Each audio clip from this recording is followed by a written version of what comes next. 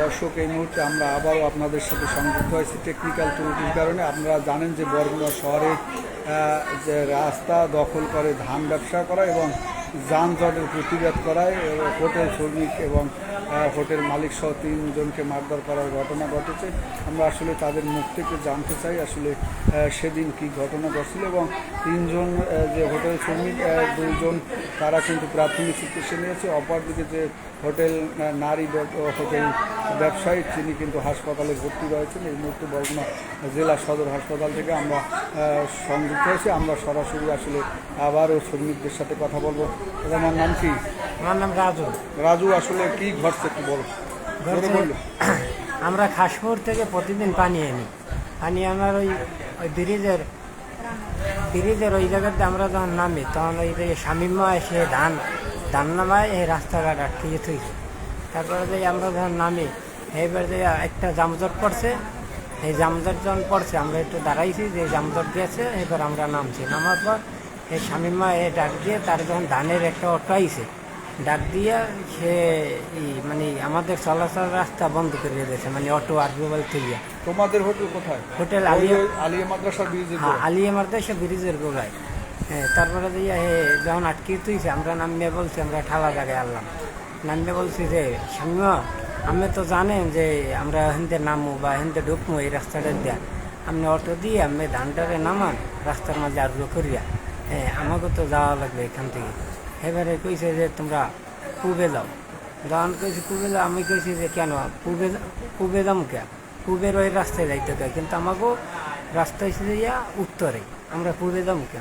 এবার দিয়ে কইছে যে হয় পূবে যাও। আমি কইছি না, আমার রাস্তা জলা করিয়া দেবেন, তারপরে আমি আমার রাস্তায় যাবো, আমি ওদিকে যাবো কে। হ্যাঁ, তারপরে যে রাস্তাঘাট জাম করিয়া থুইছে। এবার যে আমি কইছি যে এইটা তো ঠিক নেই, এটা তো বেআইনি এইভাবে হইতে আছে অবৈধভাবে।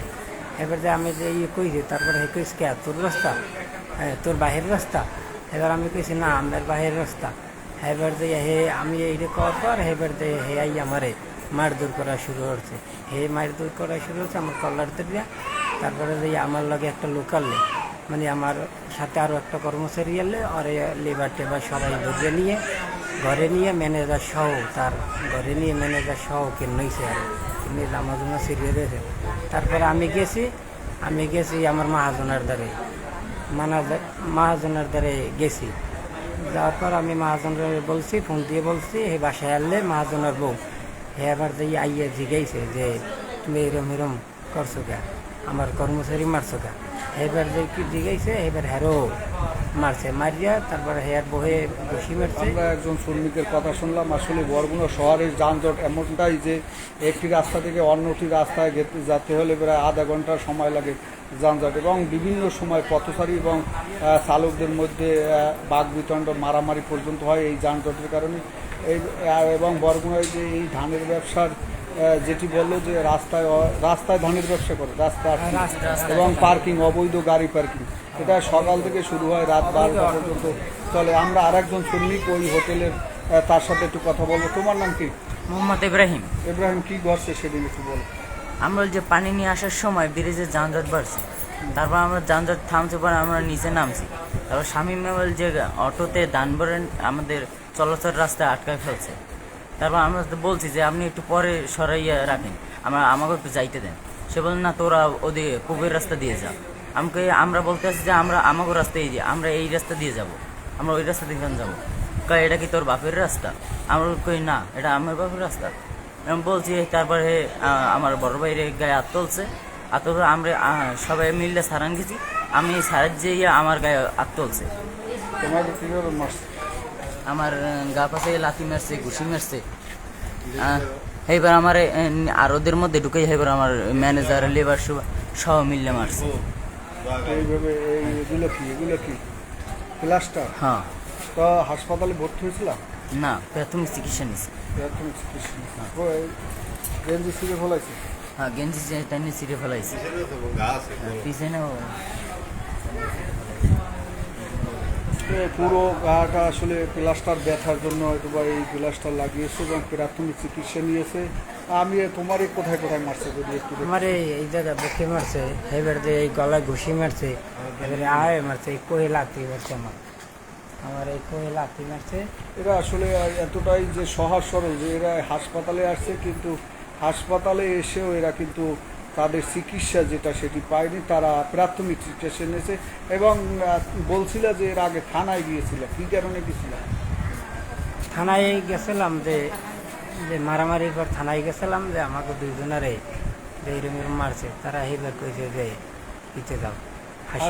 থানা থেকে পরামর্শ দিয়েছে হাসপাতাল থেকে কাগজ নিয়ে আসো। কাগজ নিয়ে এসে এই দর্শক আসলে বরগুনার যে করুণ অবস্থা, এই বরগুনার যে চলাচলের যে এবং যানজটের করুণ পরিণতি, এটি আসলে যে সংশ্লিষ্ট কর্তৃপক্ষ এটি দেখার কথা, তারা আসলে এটি দর্শকের ভূমিকা, নীরব দর্শকের ভূমিকা পালন করছে সংশ্লিষ্ট কর্তৃপক্ষ, এবং প্রায় যানজট থাকে। এই মুহূর্তে আমরা যে ওই হোটেল মালিক, নারী হোটেল মালিক, তার সাথে আমরা কথা বলবো, যে তার শ্রমিকদের মারধরের প্রতিবাদ করছে এবং তিনি জানতে চেয়েছে কেন তার হোটেলের শ্রমিককে মারধর করা হয়েছে, সে কারণে তাকেও মারধর করা হয়েছে এমনটি অভিযোগ রয়েছে।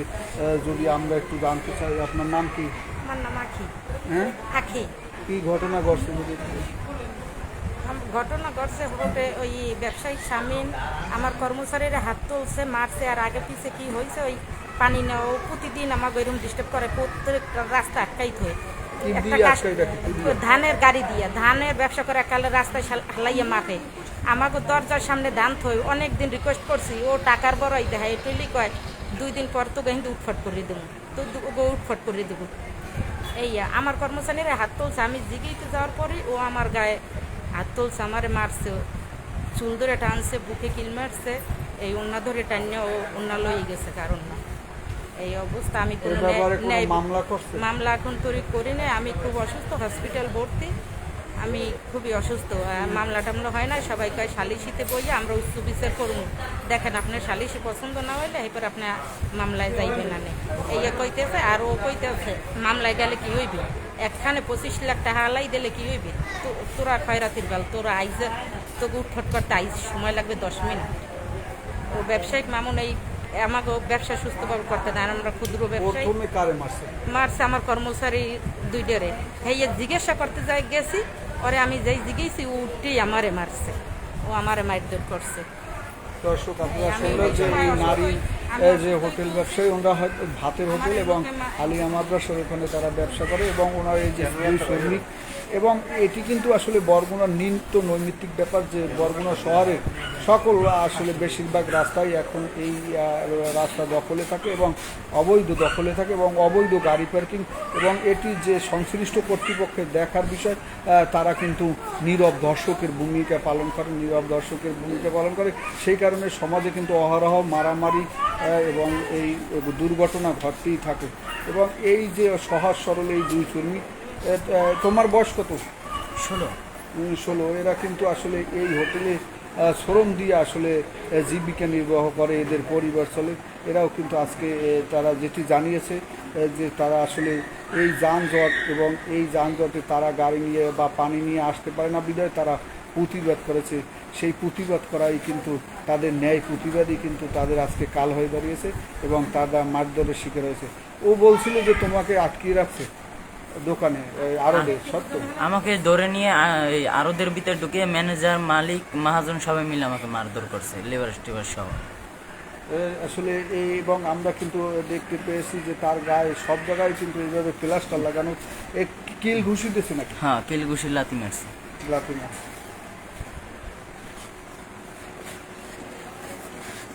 আমরা যদি একটু দেখাই,